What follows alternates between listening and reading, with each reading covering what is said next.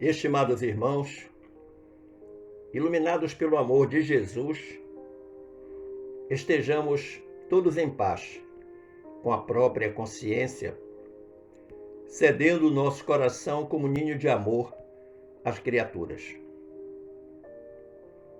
Foi-nos solicitado refletir hoje com vocês sobre o tema julgamento, parte integrante do capítulo 10 de nosso Evangelho, que aborda a temática Bem-aventurados os misericordiosos. Nos itens, não julgueis para não serdes julgados, e atire a primeira pedra aquele que estiver sem pecado. O apóstolo Paulo dedica o capítulo 14 de sua carta aos Romanos à questão do julgamento. E no versículo 10, ele adverte dizendo: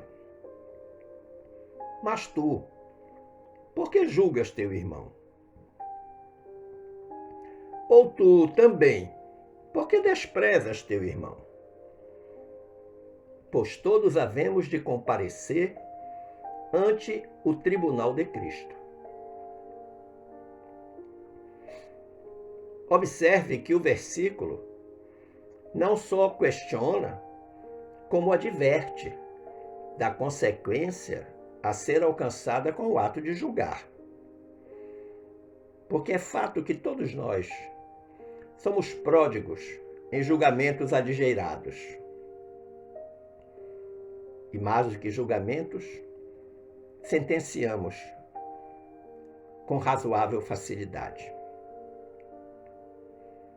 A esse propósito, Emmanuel, na obra Palavras de Vida Eterna, mais especificamente no capítulo 40, intitulado Enquanto Podes, faz excelente apreciação desse versículo de Paulo aos Romanos. E o mentor de Chico inicia dizendo-nos: constrangido a examinar a conduta do companheiro, nessa ou naquela circunstância difícil, não lhe condenes os embaraços morais.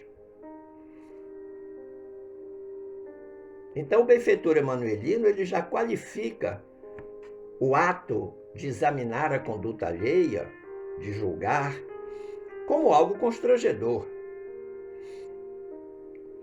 E faz um apelo para que nunca condenemos os embaraços morais dos outros, considerando que nós mesmos podemos estar ou estamos sujeitos a esses mesmos embaraços morais. Quem nunca esteve numa situação adversa em que, esperando apoio e compreensão, recebeu crítica e desprezo? Por certo, uma situação deveras constrangedora. Diz ainda Emmanuel: lembra-te dos dias de cinza e pranto em que o Senhor te susteve a queda a poucos milímetros da derrota. Por vezes, temos a memória curta em relação a fatos e circunstâncias que quase nos levaram à derrocada moral. Esquecemos. E o pior, manifestamos grande ingratidão para com aquele que nos salvou quando estávamos à beira do precipício, que Emmanuel chama poucos milímetros da derrota. Ora, se nós passamos por isso, e Deus, o Senhor, nos sustenta, por que é que nós não devemos sustentar os outros, ajudá-los na hora da situação de dificuldade? Porque temos que condená-los, julgá-los e condená-los implacavelmente. Diz ainda Emmanuel: Não te acredites a cavaleiro dos novos problemas que surgirão no caminho. Ou seja, ninguém está isento de problemas e dificuldades. Aliás, problemas e dificuldades são tão necessários na nossa vida quanto o ar que respiramos. Pois, afinal de contas, são eles que nos impulsionam na caminhada. Pois, quando erramos, inicialmente tomamos consciência do erro. Depois experimentamos o remorso. E, por fim, devemos fazer a reparação. Esta é a parte mais difícil. E como naquele banco de 3 pernas, a tomada de consciência é uma perna, o remorso é a segunda e a reparação é a terceira. Mas a gente tem dificuldade, por orgulho, por vaidade, em não procurar a reparação. E aí o banquinho de 3 pernas perde uma de suas pernas. E fica a pergunta, é possível sentar num banco com apenas 2 pernas? Claro que não. Não nos é possível. Continua Emmanuel. Todo serviço incompleto que deixaste na retaguarda, buscar-te-á de novo o convívio para que lhe ofereças acabamento. E o remate legal de todas as nossas lutas pede o fecho do amor puro, como o selo da paz divina. É fato que nossos julgamentos de fatos e pessoas são causas que se desdobrarão em efeitos adversos. Se nós estamos aqui reencarnados, é porque nas vidas anteriores, nas encarnações anteriores, o nosso serviço ficou incompleto. E aí, a providência divina, com a sua infinita misericórdia, nos oferece a chance da reencarnação para os ajustes e reajustes necessários. Ou seja, para que nós possamos dar acabamento naquelas tarefas incompletas do passado. E para que a gente possa arrematar com qualidade este acabamento das tarefas incompletas, o benfeitor Emanuelino, benfeitor de Chico, nos fala do fecho do amor puro como selo da paz divina. Nenhum de nós está imune aos problemas da vida, imune às decepções, às traições, às amarguras. Afinal de contas, todos eles são mestres excelentes a nos convocarem ao retorno à lide do bem, à estrada do bem, ao caminho do bem. A melhor imunização contra as coisas ruins da vida vem dos bons pensamentos, das boas palavras e das boas ações. Essa é uma grande vacina. Como devedores do pretérito, nós então somos convocados a esses ajustes e reajustes que a justiça divina impõe, não nos sendo possível escapar deles sob nenhuma hipótese. Mais cedo ou mais tarde pagaremos até o último ceitil. Todavia, eles poderão ser minimizados pela prática diuturna do bem. Sim, porque se nós temos que passar por alguma situação de grande dificuldade nesse processo de ajuste e reajuste, de dar acabamento àquelas tarefas inacabadas, e que isso implica em muita dor e muito sofrimento, é possível que parte desta dor e parte deste sofrimento seja atenuado pela prática diuturna do bem da nossa parte. toda dívida pode ter uma amortização, mas isso sempre depende do esforço do devedor, sem dúvida. E nesse momento, a paz do Senhor alcança cada coração em débito, francamente alinhado às forças do bem e praticante da caridade. Diz ainda Emmanuel: as pedras que arremessaste ao telhado alheio voltarão com o tempo sobre o teto em que te asilas. E os venenos que destilaste sobre a esperança dos outros tornarão, no hausto da vida, ao clima de tua própria esperança, testando-te a resistência. Então a gente percebe que Emmanuel, na sua infinita sabedoria, brilhante inteligência, faz uma clara alusão à lei de causa e efeito. Quando ele diz que estas pedras que forem arremessadas no telhado alheio vão voltar sobre o nosso telhado. Que o veneno que a gente destilou sobre a esperança dos outros, sobre a esperança alheia, vão voltar sobre a nossa esperança.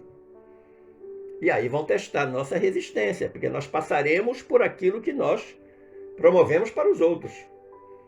E como será que nós passaremos? Nós precisamos entender que a lei de causa e efeito é uma grande manifestação do amor de Deus para com as suas criaturas. Para que nós, as criaturas, não nos percamos na prática infindável do mal. O efeito bumerangue nos diz que tudo que vai, volta. E na maioria das vezes, com maior intensidade. É fato que sem a corrigenda, nós nos perpetuaremos no erro. Ficaremos lá de infinito errando. Quantas vezes nós erramos na avaliação dos fatos e das pessoas, para logo em seguida passarmos pela mesma circunstância, oportunidade em que somos testados no limite da nossa resistência psíquica e moral. Quantas vezes passamos por isso?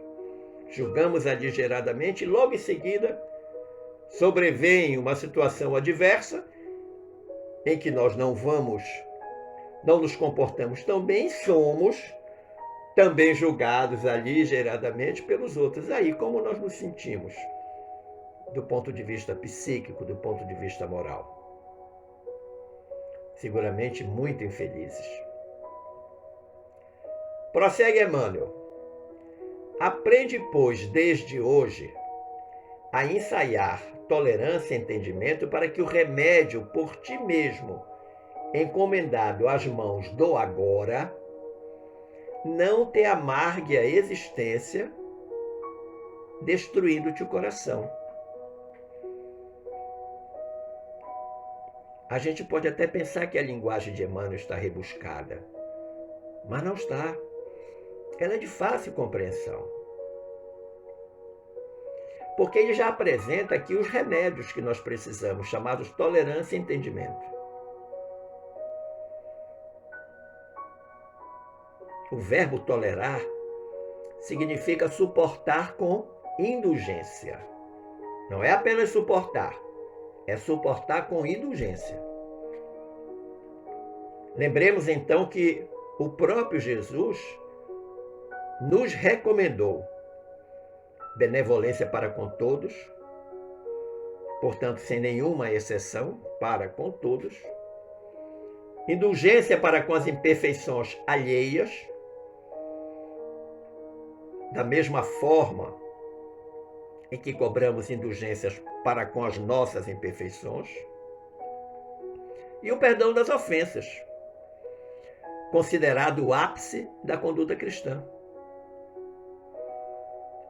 O agora, falado por Emmanuel, é exatamente a fração de tempo em que inadvertidamente julgamos sem dó nem piedade o agora desta presente reencarnação que estamos todos a viver.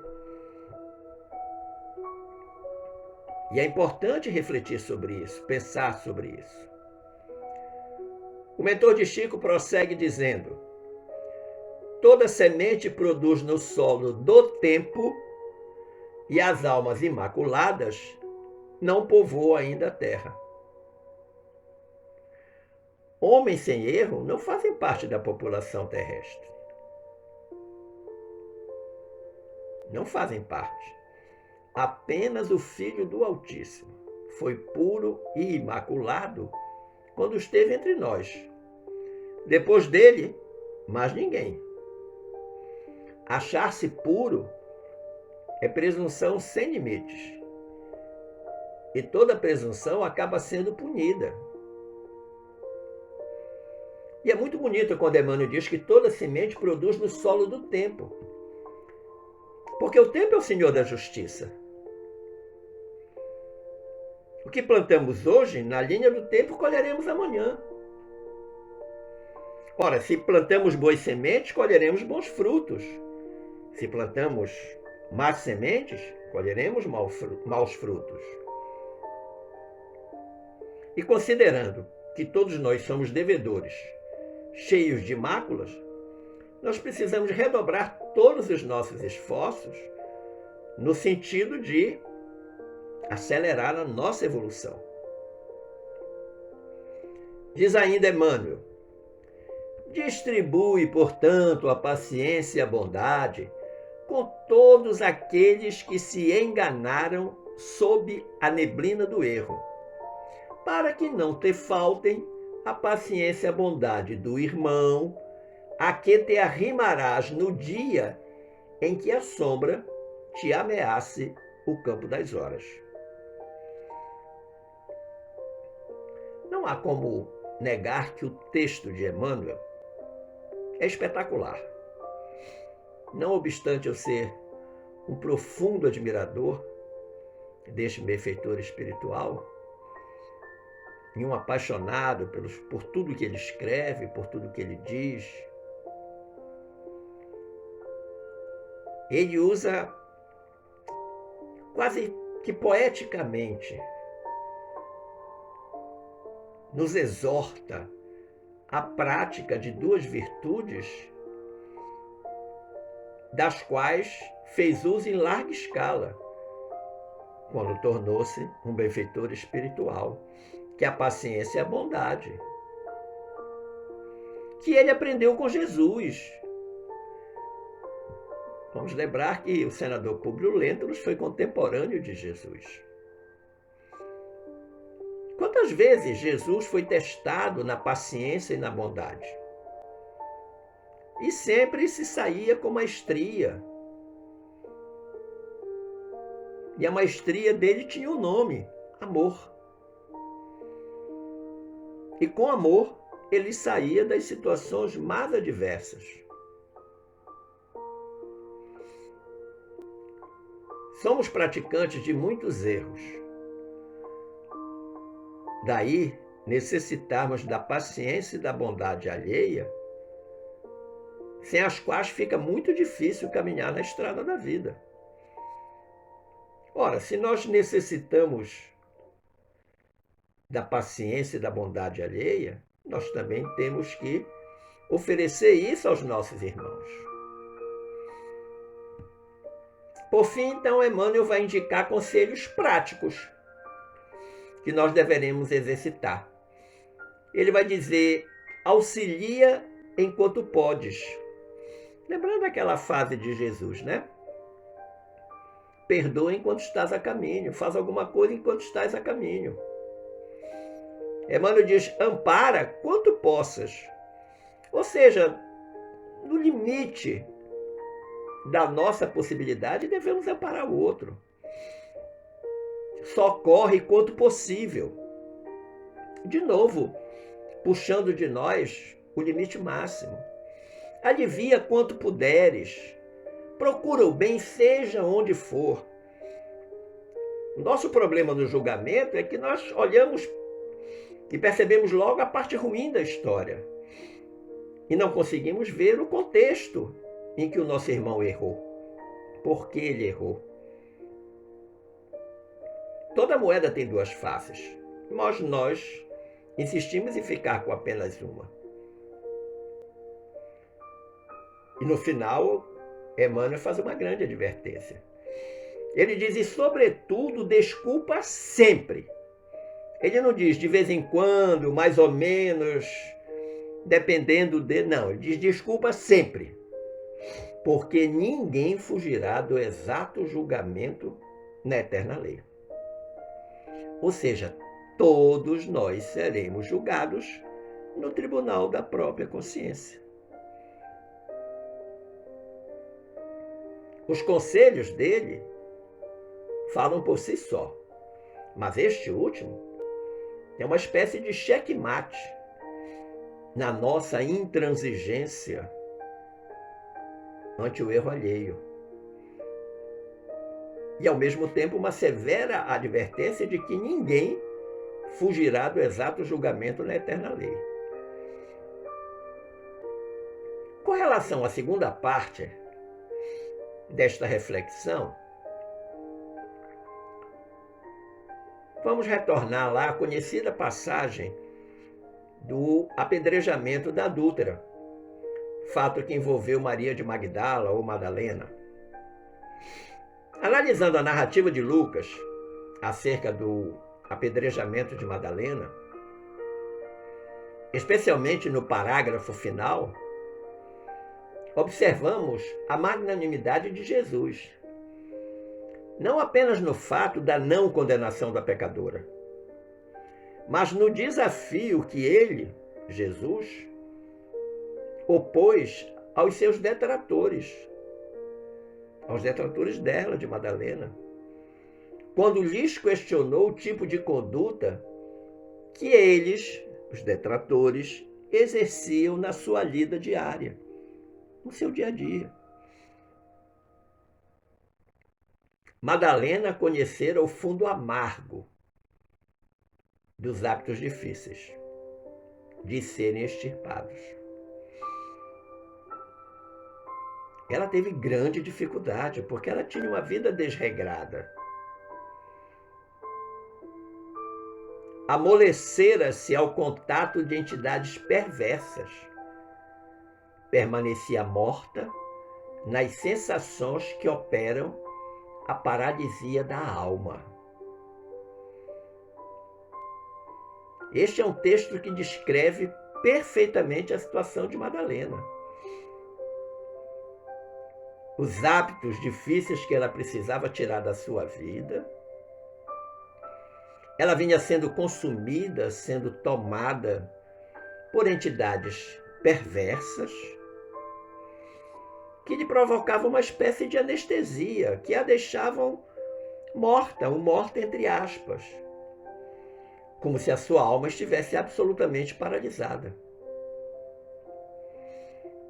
Entretanto, bastou o encontro com Cristo para abandonar tudo e seguir-lhe os passos, fiel até o fim, nos atos de negação de si própria e na própria resolução de tomar a cruz que lhe competia no calvário redentor de sua existência angustiosa. Então, esse é um texto belíssimo. E você deve estar perguntando, onde isto está escrito? No capítulo 92 da obra Caminho, Verdade e Vida. É lá que Emmanuel faz uma apreciação belíssima da situação de Madalena, descrevendo as dificuldades que ela enfrentava e que Madalena surgiu depois do encontro com Cristo.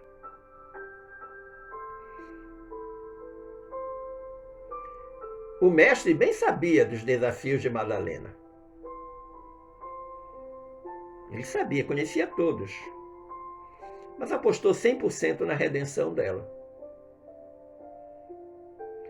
Por isso, diz Emmanuel, lá no capítulo 92 do Caminho, Verdade e Vida, é igualmente razoável reconhecermos que, com o seu gesto inesquecível, Jesus ratificou a lição de que a sua doutrina será, para todos os aprendizes e seguidores, o código de ouro das vidas transformadas para a glória do bem. E ninguém, como Maria de Magdala, houvera transformado a sua vida, à luz do Evangelho Redentor. Então ela foi um grande exemplo, como foi Paulo de Tarso. Agora, o episódio de Madalena tem uma parte singular na descrição do evangelista. Os que levaram a mulher até Jesus, dizendo que ela foi apanhada em flagrante adultério, disseram a Jesus que Moisés mandava apedrejá-la até a morte. Era o que estava lá na Torá. E dirigindo-se ao mestre, esses que levaram Madalena, inquiriram a Jesus dizendo: e tu, o que dizes? Aí Jesus agachou-se e começou a escrever com o dedo na areia, permanecendo no mais absoluto silêncio. Jesus sabia que aquela situação era uma armadilha. Se ele mandasse libertá-la, estaria contrariando Moisés. Se ele mandasse lapidá-la, apedrejá-la, seria acusado de impiedoso. E os detratores insistiram: e tu, o que dizes? O que fazer com ela? Aí Jesus, na mais absoluta mansuetude, calma e elegância, disse para eles: aquele que dentre vós estiver sem pecado, que seja o primeiro a apedrejá-la. E dito isso, ele voltou a escrever na areia. Os homens permaneciam ali impassíveis. E depois, pouco a pouco, começaram a se retirar. Um por um. Como nós dizemos na expressão popular, foi saindo de fininho. O confrade espírita Amilcar de Chiaro Filho, num artigo, escreveu sobre esse fato romanceando da seguinte forma. Disse o Del Chiaro: Jesus conhecia cada um daqueles homens, velhos ou jovens. Conhecia-os também na transcendência. O primeiro que ficou curioso e foi verificar o que Jesus havia escrito, assustou-se, pois ali estava escrito: Simeão, você também tem adulterado.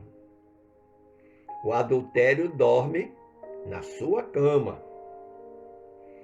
O outro, Jacó, quando jovem, você adulterou muitas vezes com uma mulher casada. O outro, Efraim, você adultera o seu vinho, deitando-lhe água. O outro, Eleazar, embora jovem, você mente e adultera no peso e na medida das suas mercadorias. E um a um que via o seu nome anotado por Jesus, afastava-se envergonhado. No fim ficaram apenas Jesus e a mulher. E o mestre perguntou: onde estão os teus acusadores? Ninguém te condenou? E ela respondeu: não, mestre. E Jesus então disse a ela: eu também não te condeno. Vai e não peques mais, para que não te aconteça coisa pior. E a gente observa que Jesus sempre encerrava os seus diálogos nessas situações em que ele precisava aconselhar alguém com uma segura orientação, né? Ele dizia: vai e não peque mais. Ou seja, não volte para aquele caminho que você estava e que durante todo esse tempo provocou a sua dor, o seu sofrimento. E depois de dar essa orientação, ele dava um lembrete para que não te aconteça coisa pior. Sim, porque a reincidência no erro, o permanecer no erro, claro, vai gerar uma situação extremamente adversa. E com certeza mais dolorosa. Então pensemos nisso com muito amor no coração, com muita disposição na mente, para que o nosso espírito, elevado pela bondade nascente em nós, se eleve em direção aos melhores cometimentos em favor do próximo. Esse é o nosso grande objetivo. Esta é a razão da nossa reencarnação: fazer o bem. Fiquemos todos em paz com Jesus. Forte abraço.